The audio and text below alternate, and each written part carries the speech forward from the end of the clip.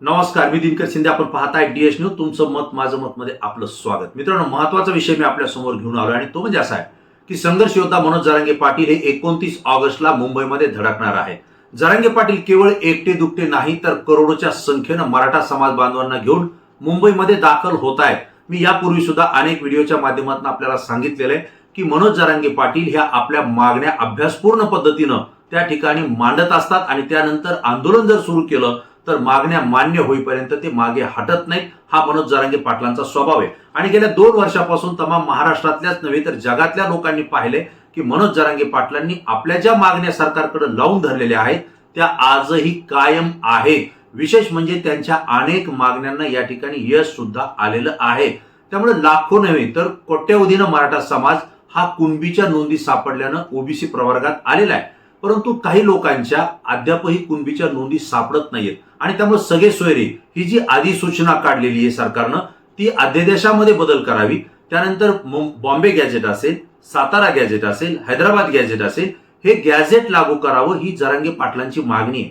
जर हे तिन्ही गॅझेट या ठिकाणी लागू केले तर निश्चितपणे महाराष्ट्रातला जो मराठा समाज आहे तो सगळे सोयरेच्या अध्यादेशानं किंवा सरसकट मराठा समाज हा कुणबीमध्ये येईल आणि कुणबी हा ओबीसी प्रवर्गामध्ये येऊन जाईल. हा विश्वास जरांगे पाटलांना आहे आणि म्हणून त्यांनी ही मागणी सरकारकडे लावून धरलेली आहे. मित्रांनो, गेल्या 1.5 वर्षापासून आपण पाहतोय की जरांगे पाटील वेळोवेळी सरकारला सूचना देत आहे की आमच्या मागण्या ज्या दिलेल्या आहेत, तुम्ही आम्हाला शब्द दिलेला आहे त्या पूर्ण करा. कारण तुम्ही जर पूर्ण केल्या नाही तर येणाऱ्या 29 ऑगस्टला आम्ही मुंबईमध्ये त्या ठिकाणी पुन्हा एकदा विराट असा मोर्चा काढू. सरकार बदललं, एकनाथराव शिंदे हे आता मुख्यमंत्र्याचे उपमुख्यमंत्री झाले, मात्र उपमुख्यमंत्री असलेले देवेंद्र फडणवीस हे आता राज्याचे मुख्यमंत्री आहेत. या 1.5 वर्षामध्ये अनेक घडामोडी घडलेल्या आहेत आणि देवेंद्र फडणवीस हे मुख्यमंत्री झाल्यानंतर सुद्धा अनेक वेळा जरांगे पाटलांनी वेगवेगळ्या सभांमधून बैठकांमधून आपल्या मागण्या सरकारपर्यंत पोहोचवण्याचं काम या ठिकाणी केलेलं आहे. अद्यापही सरकारच्या वतीनं योग्य पद्धतीची समिती किंवा त्या ठिकाणी एखादं पथक हे जरांगे पाटलांच्या भेटीला अद्यापही गेलेलं नाहीये. लातूरमध्ये जरांगे पाटील असताना सरकारचे एक प्रतिनिधी मंत्री असलेले सरदेसाई हे मात्र त्यांच्या भेटीसाठी त्या ठिकाणी येऊन गेलेले. दोघांमध्ये चर्चा घडलेली आहे. परंतु मुद्दा असा आहे की जरांगे पाटील हे 29 ऑगस्टला मुंबईमध्ये धडक मारणार आहेत आणि याच अनुषंगानं जरांगे पाटील शांत न बसता पूर्ण पश्चिम महाराष्ट्र असेल, विदर्भ असेल, खानदेश असेल हा त्यांनी पिंजून काढलेला आहे. दररोज ते अनेक गावांमध्ये अनेक जिल्ह्यांमध्ये जात आहेत, गाठी भेटी घेत आहेत आणि ज्यावेळेस ते गाठी भेटी घेण्यासाठी येत आहेत त्या ठिकाणी बैठक नव्हे तर विराट सभा त्या ठिकाणी होत आहेत. हे प्रत्यक्ष आपल्याला सोशल मीडियाच्या माध्यमातून या ठिकाणी पाहायला मिळत आहे. जरांगे पाटील गेल्यानंतर त्या ठिकाणी हजारो केवळ पुरुष नव्हे तर महिला सुद्धा त्या ठिकाणी उपस्थित राहत आहेत आणि 29 ऑगस्टचं निमंत्रण हे जरांगे पाटील त्यांना त्या ठिकाणी देत आहेत. यावेळेस तुम्हाला मुंबईमध्ये माझ्यासोबत अमर उपोषणाला बसता जरी नाही आलं तरी चालेल, परंतु किमान आम्हाला सोडण्यासाठी तुम्ही मुंबईपर्यंत 2 दिवस या आणि मला मुंबईमध्ये सोडल्यानंतर तुम्ही तुमचं परत या, असं आवाहन सुद्धा जरांगे पाटील मराठा समाज बांधवांना करतायत. परंतु ज्यांना माझ्यासोबत उपोषणाला बसायचंय त्यांनी 10 ते 15 दिवसाची तयारी करून यावी. आपल्या सोबत असलेलं अन्नधान्य असेल किंवा त्या ठिकाणी टेंट असतील, राहण्याची व्यवस्था असेल, ही सगळी पूर्व नियोजित करून आपण आपल्या गाड्या मुंबईमध्ये घेऊन याव्यात असं सुद्धा जरांगे पाटलांनी सांगितलंय. मित्रांनो, पूर्ण गावामध्ये आम्ही सुद्धा त्या ठिकाणी निरीक्षण करतोय, भेटी देतोय, पाहतोय. मराठा समाजातला प्रत्येक घरातून एक घर एक गाडी या पद्धतीचं नियोजन अनेक जिल्ह्यामध्ये अनेक तालुक्यामध्ये होताना दिसतंय. एवढंच नाही तर प्रत्येक घरातून एक तरी व्यक्ती जरांगे पाटलांना पाठिंबा देण्यासाठी आणि आंदोलनामध्ये सक्रिय होण्यासाठी 29 ऑगस्टला मुंबईमध्ये पोहोचणार आहे. हा सुद्धा विश्वास आम्हाला मराठा समाज बांधवांकडून या ठिकाणी मिळतोय. केवळ मराठा समाज नाही तर मुस्लिम समाज असेल आणि इतर 12 बलुतेदार असतील किंवा ओबीसी प्रवर्गामध्ये अनेक जातीचे लोक येतात, ते सुद्धा जरांगे पाटलाच्या या आंदोलनाला पाठिंबा देताना दिसत आहेत. ते सुद्धा मुंबईमध्ये येणार आहेत. परंतु एकीकडे जरांगे पाटील सभा घेत आहेत, बैठका घेत आहेत आणि 29 ऑगस्टला मुंबईत जाण्यावर ठाम विश्वास व्यक्त करतायत. मात्र दुसरीकडे मुख्यमंत्री असलेले आणि राज्याचे गृहमंत्री असलेले देवेंद्र फडणवीस हे मात्र वेगळ्याच पावित्र्यात असल्याचं दिसतंय. जरांगे पाटलांचं आंदोलन मुळीत कसं काढता येईल याच पद्धतीच्या हालचाली राज्य सरकारकडून होताना दिसत आहेत. एकंदरीत जर परिस्थिती पाहिली तर देवेंद्र फडणवीस जे की मुख्यमंत्री आणि गृहमंत्री आहेत यांनी नुकतीच गोव्यामध्ये ओबीसी नेत्यांची आणि ओबीसी समाज बांधवांची एक बैठक घेतली आहे आणि या बैठकीमध्ये नेमके काय चर्चा झाली किंवा कुठल्या विषयावरती चर्चा झाली हे अद्याप आपल्याला अधिकृतरित्या समजू शकलेलं नाही. पण यावर प्रतिक्रिया देताना जरांगे पाटलांनी सांगितलंय की एकीकडे मराठा समाज कोट्यावधीच्या संख्येनं आंदोलन करतोय, आपल्या मागण्या त्या ठिकाणी लावून धरतोय, सरकारकडे आपल्या मागण्याची त्या ठिकाणी मान्य करण्याची विनंती करतोय. शांततेच्या मार्गाने करत असताना देवेंद्र फडणवीस एक राज्याचे पालक म्हणून, प्रथम नागरिक म्हणून, मुख्यमंत्री म्हणून समाजाचे प्रश्न हाताशी धरून ते सोडवण्याचा प्रयत्न करताना दिसत नाहीत. या उलट ओबीसीच्या नेत्यांना गोव्यामध्ये घेऊन जात आहेत, बैठक घेत आहेत आणि त्या ठिकाणी त्यांचे डोके भडकवतायत, असं सुद्धा जरांगे पाटलांनी त्या ठिकाणी आरोप केलेला आहे. एवढंच नाही तर देवेंद्र फडणवीस आणि सत्ताधारी हे मराठा विरुद्ध ओबीसी ही दंगल घडवण्याचा प्रयत्न राज्यामध्ये करतायत, असा घाणाघाती आरोप सुद्धा त्यांनी केलेला आहे.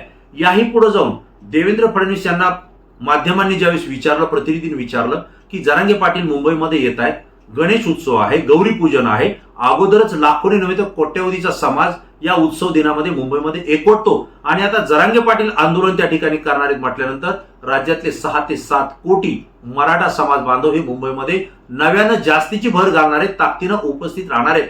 अशा परिस्थितीमध्ये तुम्ही ही परिस्थिती कशी हाताळणार आहेत? कारण मुंबई ठाम होणार आहे, पूर्ण मुंबई परिसर असेल किंवा मुंबईकडे येणारे सगळे रस्ते असतील हे जाम होतील, असं सुद्धा विचारलं. त्यावेळी देवेंद्र फडणवीस यांनी आम्ही शांततेच्या मार्गाने चर्चा करतोय किंवा आम्ही जरांगे पाटलांशी आमचं शिष्टमंडळ पाठवून त्या ठिकाणी आम्ही चर्चा करू किंवा हा प्रश्न आम्ही सकारात्मक घेतोय, हा मार्गी लावू, अशा पद्धतीचं कुठलंही वक्तव्य त्यांनी केलं नाही.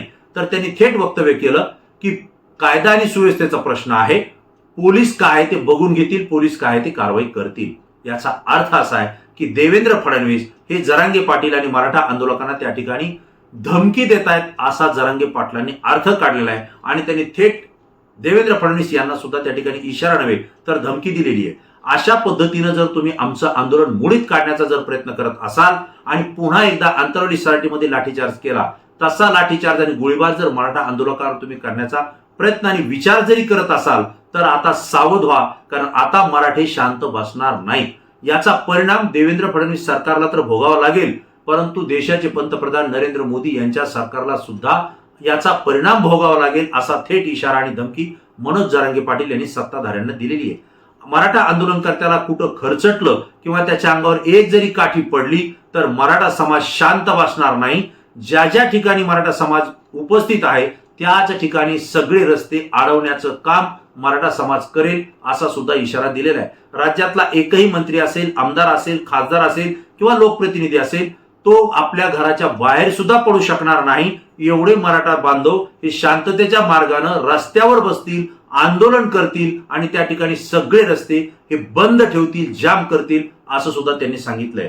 केवळ राष्ट्रीय महामार्ग नाही, राज्य महामार्ग नाही, तर ग्रामीण भागातून येणारा प्रत्येक रस्ता आणि पांदन रस्ता सुद्धा या ठिकाणी मराठा समाज बांधव त्या ठिकाणी आंदोलन करून बंद पाडतील, असा सज्जड दम जरांगे पाटलांनी या ठिकाणी दिलेला आहे. एकंदरीत जर परिस्थिती पाहिली तर जरांगे पाटील आणि मराठा आरक्षणाच्या संदर्भात मुंबईमध्ये येण्यावर ठाम आहेत, पण दुसरीकडे मात्र सत्ताधारी आणि मुख्यमंत्री असलेले देवेंद्र फडणवीस हे या आंदोलनाकडे जाणीवपूर्वक माध्यमांच्या समोर डोळझाक केल्याचं दाखवतायत. अंतर्गत हे सत्ताधारी सरकार घाबरलेलं आहे, कारण ऑगस्टमध्ये गणपती उत्सव, गौरी पूजनाला तर कोट्यावधी समाज येतोच, कोट्यावधी त्या ठिकाणी भाविक भक्त येत आहेत, परंतु जरांगे पाटलाच्या आंदोलनाच्या माध्यमातून येणारा जो लोंढा आहे, जे काही हजारो नव्हे कोट्यावधी समाज बांधव आहेत, हे जर सगळे मुंबईमध्ये एकत्रित आले तर मुंबई त्या ठिकाणी जाम होईल. मुंबईमधलं दळणवळण पूर्ण बंद पडेल. रेल्वे व्यवस्था असेल, बस व्यवस्था असेल किंवा खासगी वाहनं असतील, हे सगळेच्या सगळे ठप्प पडतील आणि मराठा समाज बांधव आता जसं वाशी या ठिकाणी मराठा समाज बांधवांच्या आंदोलनाला किंवा जरांगे पाटलांच्या आंदोलनाला मुख्यमंत्री एकनाथराव शिंदे यांनी थांबवलं होतं, थोपवलं होतं आणि सगळे सोयरीची अधिसूचना काढून त्या ठिकाणी गुलाल उधळत त्यांना परत पाठवलं होतं. आता मात्र मराठा समाज आणि जरांगे पाटील हे सावध झालेले आहेत, कारण ती अधिसूचना काढून सुद्धा अनेक महिने उलटून गेलेले आहेत, ते अध्यादेशामध्ये रूपांतर झालेलं नाही आणि मराठा समाजाच्या दिलेल्या पूर्ण मागण्या ज्या आहेत, सरकारनं आश्वासन दिलेले आहेत, त्या अद्यापही पूर्ण झालेल्या नाहीयेत आणि त्यामुळं कुठं थांबायचं, कोणत्या रस्त्यानं जायचं, कुठपर्यंत पोहोचवायचं आणि आंदोलन कसं करायचं हे आता जरांगे पाटील आणि त्यांच्या सोबत असलेल्या स्वयंसेवकांच्या लक्षात आलेले, मराठा समाजाच्या सुद्धा लक्षात आलेले आहे. म्हणजे एकंदरीत जर देवेंद्र फडणवीस सरकार जरांगे पाटलांचं हे आंदोलन मोडीत काढण्याचा विचार करत असेल किंवा थोपवण्याचा विचार करत असेल किंवा मुंबईमध्ये त्यांना येऊच द्यायचं नाही, मध्येच अडवायचं असा जरी विचार करत असेल तर हे सरकारसाठी आणि सत्ताधाऱ्यांसाठी घातक ठरू शकतं, अडचणीचं ठरू शकतं. कारण जरांगे पाटील आणि त्यांच्या सोबतचे सगळे मराठा मावळे म्हणून हे सावध झालेले आहेत, हुशार झालेले आहेत आणि गणेश उत्सव या निमित्तानं आम्ही गणेश उत्सवाला जातोय म्हणून मराठा समाज बांधव हे 5 ते 8 दिवस अगोदरच मुंबईकडे त्या ठिकाणी रवाना होणार आहेत, टप्प्याटप्प्याने जाणार आहेत. पाहिजे मिळेल तो रस्ता आणि पाहिजे त्या वाहनानं मराठा समाज बांधव मुंबईमध्ये दाखल होणार आहेत. माझी तर आता माहिती अशी मिळतेय की अनेकांनी रेल्वे बुक केलेली आहे, अनेकांनी आपल्या गावातल्या जेवढ्या गाड्या त्या सगळ्या बुक केलेल्या आहेत. मी आपल्याला आवर्जून सांगतोय, ट्रॅक्टर असेल, ट्रक असेल, टेम्पो असेल, जीप असेल, कार असेल, हे तर वाहनं मिळणारच आहेत. पण ऑटो रिक्षा पासून ते मोटरसायकल पर्यंत मराठा समाज बांधव हा आपल्या गावापासून मुंबईपर्यंत पोहोचणार आहे. आणि अशी जर स्थिती असेल तर मित्रांनो, महाराष्ट्रातून आपण येतोय. मुंबई ही आर्थिकदृष्ट्या राजधानी आहे. इथं देशातले नाही तर जगातले लोक मुंबईमध्ये उत्सव पाहायला येत आहेत, वेगवेगळ्या उद्योग व्यवसायाने येत आहेत. ती गर्दी आणि ही येणारी गर्दी हे सरकारला थोपवणं अत्यंत कठीण जाईल. आणि जरांगे पाटील जर एकदा आंदोलनाला बसले तर मागण्या मान्य होईपर्यंत ते आता उठणार नाहीत, हा ठाम विश्वास मी आपल्याला डीएच न्यूजच्या माध्यमातून देतो. कारण त्यांचे अनेक व्हिडिओ, अनेक आंदोलन मी कव्हर केलेले आहेत. ते जे बोलतात ते करतात हे मी यापूर्वी सुद्धा सांगितलं आणि आता सुद्धा सांगतो. आता ते या ठाम निर्धारानं निघतायत कारण ते शिवनेरीला जाणार आहेत. प्रत्येक गड किल्ल्यावर ते जात आहेत. छत्रपती शिवाजी महाराजांच्या प्रत्येक आठवणींना उजाळा देत आहेत, दर्शन घेत आहेत आणि शिवनेरी या ठिकाणी मुक्काम करून ते मुंबईकडे निघणार आहेत. अशा वेळेला जोशपूर्ण वातावरण समाज बांधवांमध्ये त्या ठिकाणी असणार आहे. आणि जरांगे पाटलांनी निर्धार केलेला आहे, आता मी मुंबईला जातोय, येईल तर आरक्षण घेऊन येईल, नसता माझा अंत्यविधीचा रथ त्या ठिकाणी येईल किंवा विजयी रथ येईल. हे 2 वाक्य त्यांचे ठाम आहेत. आलो तर आरक्षण घेऊन विजयी रथानं येईल किंवा मग माझी अंत्ययात्रा त्या ठिकाणी निघेल, पण मराठा समाजाला आरक्षण आणि तेही ओबीसीचं घेतल्याशिवाय मी मुंबईतून मागे हटणार नाही, हा दृढ विश्वास जरांगे पाटलांनी व्यक्त केलाय आणि त्याच निर्धारानं ते मुंबईकडे जात आहेत.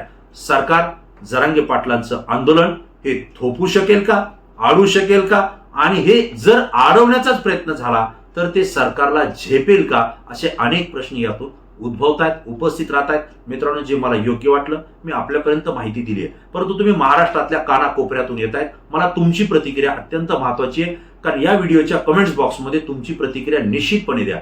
कारण तुमची प्रतिक्रिया संपूर्ण महाराष्ट्र पाहतोय.